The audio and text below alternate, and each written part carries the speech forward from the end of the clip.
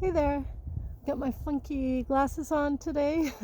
Someone was laughing at me on one of the other videos. I don't blame her. They are pretty funny looking, but it's very bright with the snow, and so I do need them. Um, so I'm just showing again. I know I've shown this many times, but it just feels so important that I want to keep showing it. The way I approach Phoenix, and how he gives me his attention just feels super important to me. I remember in the days of, when I was a kid and a teenager, people would hide the halter because the horse would run away when you went to get him. And, we were taught to do things like that, to hide it and trick them and then capture them and get mad at them and, all this sort of uh, tricky, aggressive behavior. It's just not what I want to do with my horses. I want them to understand and be comfortable with me and to feel willing. And you can't force that. But the thing that I have noticed with wild horses, domesticated horses, I used to breed also, so I had young horses. Um, and a breeding stallion, all that stuff. So what I have noticed with all of the horses is they have a natural curiosity. They want to get along. They are social animals. They do actually want to get along, and they like to be interested in things, and they like to be cooperative.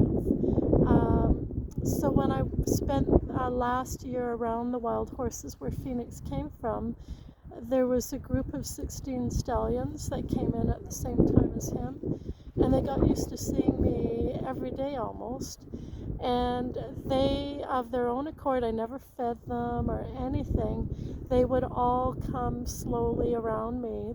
I would be surrounded by them, and they were curious. There was never any aggressive behavior. They were very polite, very respectful, but very curious. They were interested in me. And I love that. I love that as the basis of my relationship with my horses and the basis of my training. I want to encourage that curiosity. And when a horse is afraid, they're not curious. They just want to get away. So it's really, really important to me to have them feel super comfortable and want to reach out. So when I approach Phoenix, I watch his reaction to my approach. So if he feels like he wants to run away, then I slow down. So he doesn't feel like he has to run away or I'm pushing him in any way at all. And and then I want to encourage him to reach towards me or step towards me, and that's all done with my approach, how I approach him, what my body language is like. um, there's times when I stop, there's times when I slow down or speed up, and it's all to I'm working with that level of interest where he's focused in interest but not fearful. And so I don't want to trick him into anything. So I hold the cavesson so he can see it. So he knows when I approach him with it that I want to put it on. And almost every time he reaches his nose towards it now. So that shows that he's very willing. And he's not just doing it because he has to, because I'm not confining him in any way. He is choosing to be cooperative with me. And in my opinion, it doesn't get any better than that.